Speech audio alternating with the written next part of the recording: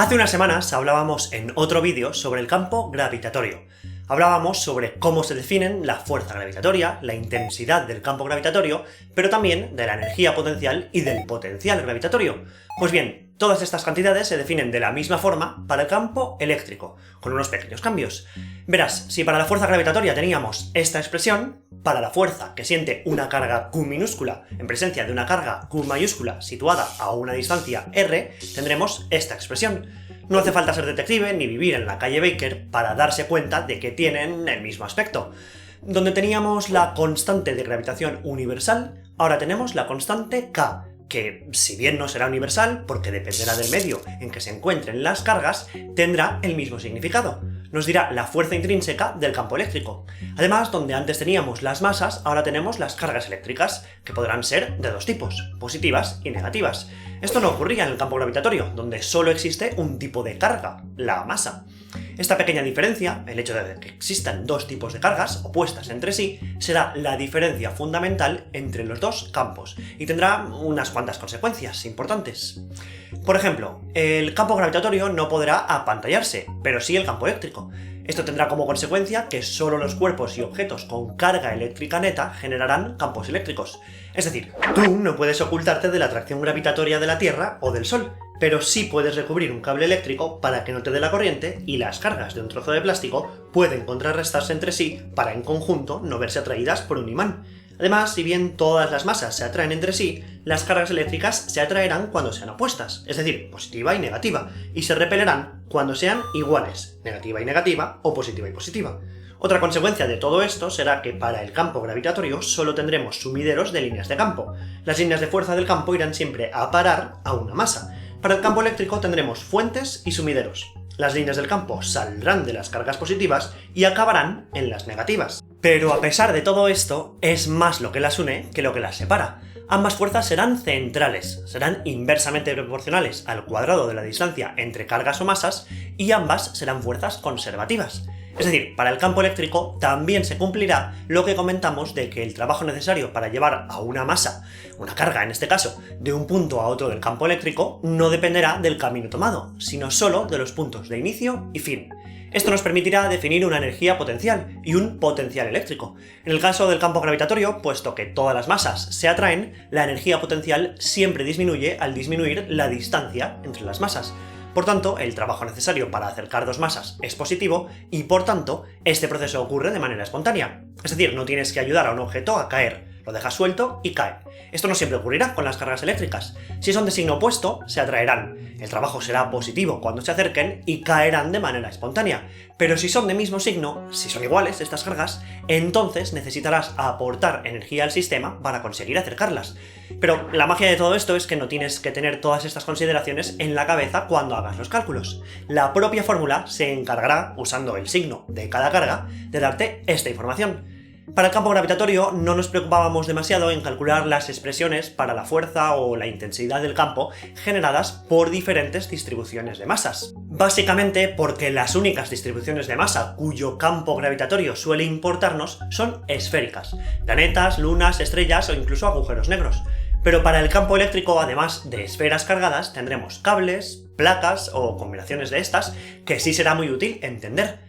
La expresión del campo generado por cualquiera de estos objetos se obtiene a partir del teorema de Gauss, un teorema cuya deducción va más allá de lo que este vídeo o el temario de segundo de bachiller pretende abarcar, pero que básicamente dice que el campo eléctrico creado por una distribución de cargas, o como lo llama Gauss, el flujo eléctrico a través de una superficie cerrada que envuelve a dichas cargas, será proporcional a la magnitud de las cargas encerradas por esta superficie.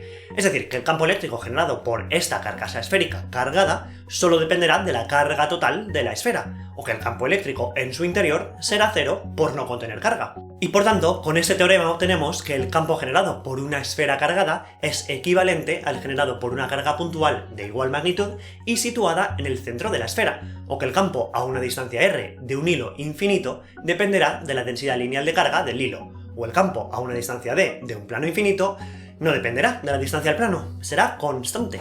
Acercando dos de estos planos con la misma cantidad de carga pero opuesta entre sí, construiremos un condensador. En el exterior del condensador, los campos eléctricos generados por ambas placas se cancelarán, y en su interior, en la región entre las dos placas, se sumarán para dar un campo eléctrico constante. Estudiemos ahora cómo se mueven las cargas en presencia de un campo eléctrico. La fuerza que experimenta una carga Q afectada por un campo eléctrico E tendrá esta simple expresión. Usando la segunda ley de Newton, la que nos dice que la aceleración de un objeto será proporcional a la fuerza que reciba, siendo la masa del objeto la constante de proporcionalidad, podemos ver que la aceleración de la carga solo dependerá del campo eléctrico al que esté sometida, y que la carga acelerará en la dirección de dicho campo eléctrico, en el mismo sentido si es positiva y en sentido contrario si es negativa. Pero si nos ponemos a hablar de cargas en movimiento, tenemos que hablar del magnetismo. Verás, el magnetismo se conoce desde hace miles de años. Al fin y al cabo, la magnetita es un imán natural, y la brújula se inventó en China hace más de 2000 años y se lleva usando en la navegación unos 10 siglos. Sin embargo, hasta hace tan solo 200 años, la electricidad y el magnetismo se habían entendido como dos fenómenos completamente separados. No fue hasta los experimentos de Ørsted, Faraday o Ampère que empezamos a relacionarlos. En estos experimentos se observó que una corriente eléctrica cambiante reorientaba una brújula, tal y como haría un campo magnético, y que un imán era capaz de generar una corriente eléctrica en un cable. Por tanto, resulta evidente que el magnetismo surge cuando tenemos cargas eléctricas en movimiento o corrientes eléctricas variables. El magnetismo natural surge del movimiento de los electrones en un átomo. Este movimiento hará que cada átomo forme un diminuto imán. En la mayoría de materiales, estos imanes estarán orientados al azar, y su efecto se cancelará. Sin embargo, en los materiales ferromagnéticos, los dipolos magnéticos formados por cada átomo estarán orientados en una misma dirección, y su efecto se multiplicará, formando un imán macroscópico. Antes de hablar de qué forma tiene el campo magnético generado por diferentes cargas y corrientes, es importante decir que este campo, a diferencia del eléctrico y el gravitatorio, no será conservativo. Por tanto, no podremos definir un potencial magnético ni una energía potencial magnética, y el trabajo realizado al llevar una carga de un punto a otro del campo magnético sí dependerá del camino concreto utilizado. Pues bien, para calcular el campo magnético generado por diferentes corrientes eléctricas usaremos la ley de Biot y Savart. Con ella obtenemos que el campo magnético generado por una carga en movimiento solo depende de la velocidad de la carga y de la distancia a la que estemos de ella, y que el campo magnético generado por una corriente infinita solo depende de la corriente que circule y de la distancia a ella. La R que falta en esta expresión, en comparación con esta otra, la hemos perdido porque al ser la corriente un hilo infinito, habrá una dirección menos en la que podamos alejarnos. Dará igual a qué altura del hilo estemos, el campo magnético y el eléctrico, de hecho, será el mismo. Pero todo esto es aburrido, necesario e importante para entender bien cómo funciona exactamente el electromagnetismo, pero aburrido. Así que vamos a lo divertido. A la fuerza eléctrica que hemos calculado al principio del vídeo podemos añadir ahora la fuerza magnética. Esta fuerza magnética vendrá dada por un producto vectorial, pero en todo lo demás es equivalente a la eléctrica. Es la fuerza que ejerce un campo magnético B sobre una carga Q que se mueve a una velocidad V dentro del campo magnético. Pues bien, una de las aplicaciones más básicas de todo esto es lo que se conoce como un selector de velocidades. Imagina una región del espacio en la que tenemos un campo eléctrico constante que va hacia abajo, por ejemplo entre las placas de un condensador, y a la vez tenemos un campo magnético que entra en la pantalla. Pues bien, si una carga Q positiva atravesara esta región hacia la derecha, experimentaría por un lado una fuerza eléctrica hacia abajo, y por otro lado una fuerza magnética hacia arriba. La fuerza eléctrica solo dependerá de la carga, pero la magnética además dependerá de la velocidad de la partícula. Por tanto, habrá una velocidad concreta a la que ambas fuerzas serán iguales, pero de sentido contrario, y la partícula que lleve dicha velocidad podrá seguir en línea recta. De esta forma, si al final del recorrido colocáramos una placa con un pequeño agujerito en el centro, conseguiríamos que al otro lado de la placa, por ese agujero, solo salieran partículas que viajan a una velocidad determinada. Esto puede usarse en un acelerador de partículas en el que tal vez, para un experimento concreto, solo queremos hacer colisionar a partículas que lleven una velocidad y por tanto una energía específica. Este montaje también puede utilizarse en un espectrómetro de masas. Supón que tenemos un selector de velocidades, como el que acabamos de ver, y que al final del recorrido, al otro lado de la placa, tenemos una región con un campo magnético constante, pero sin campo eléctrico. Este campo magnético desviará las partículas y, puesto que la fuerza magnética es siempre perpendicular a la velocidad de la partícula, les hará moverse siguiendo un movimiento circular. Pues bien, hacemos pasar por el selector de velocidades diferentes átomos de una muestra de un elemento químico concreto, carbono, por ejemplo.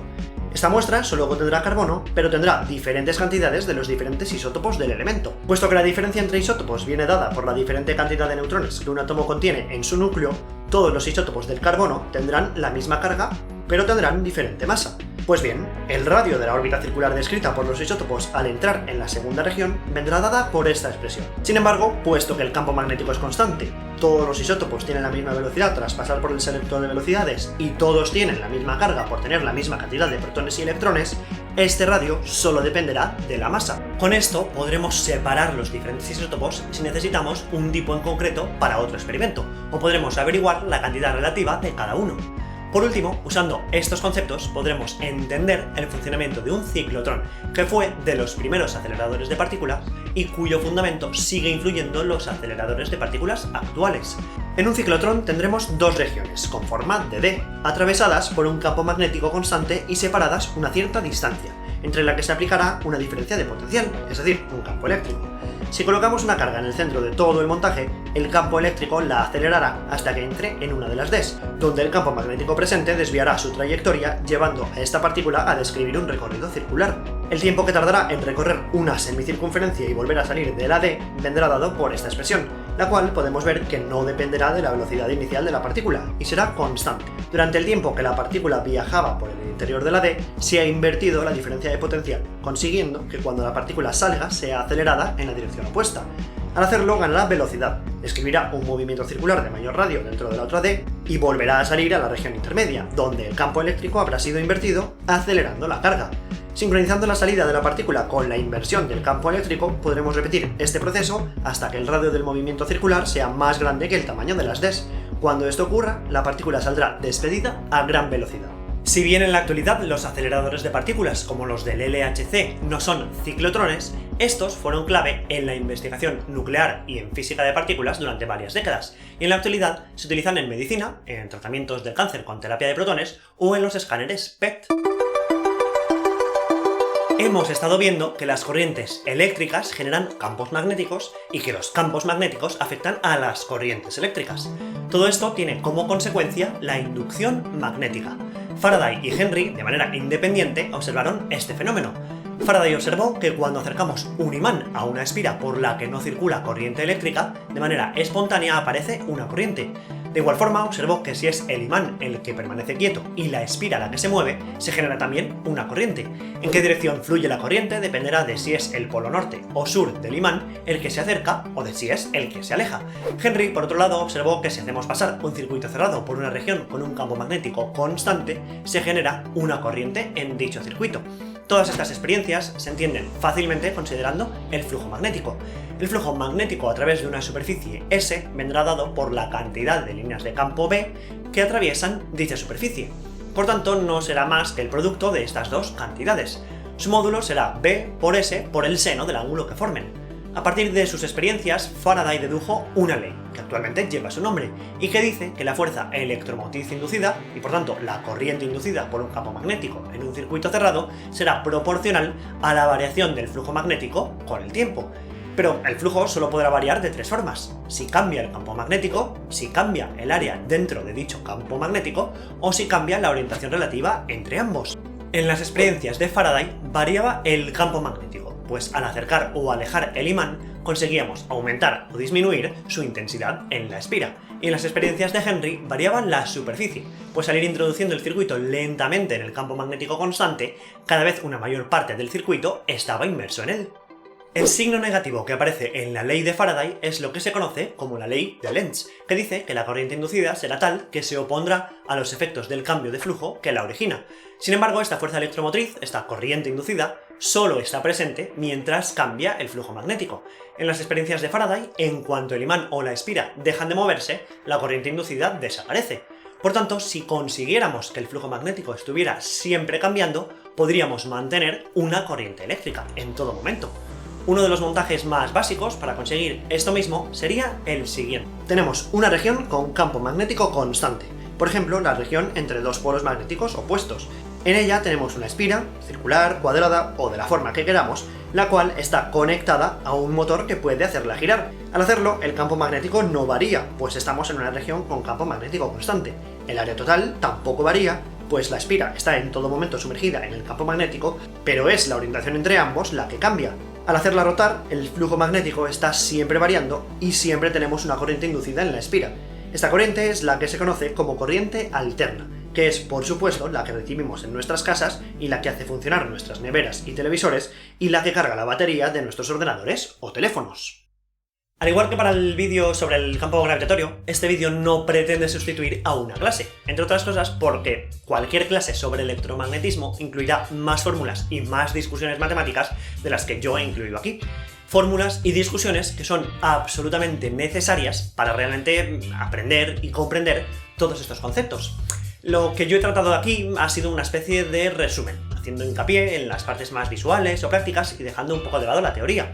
¿Qué quiero decir con todo esto? Pues que disfrutes del vídeo, que lo veas las veces que necesites para entender los conceptos que menciono, pero que no te quedes ahí, que trabajes las fórmulas, las leyes y los teoremas y que resuelvas los problemas que el libro de texto o tu profesor o profesora te proponga.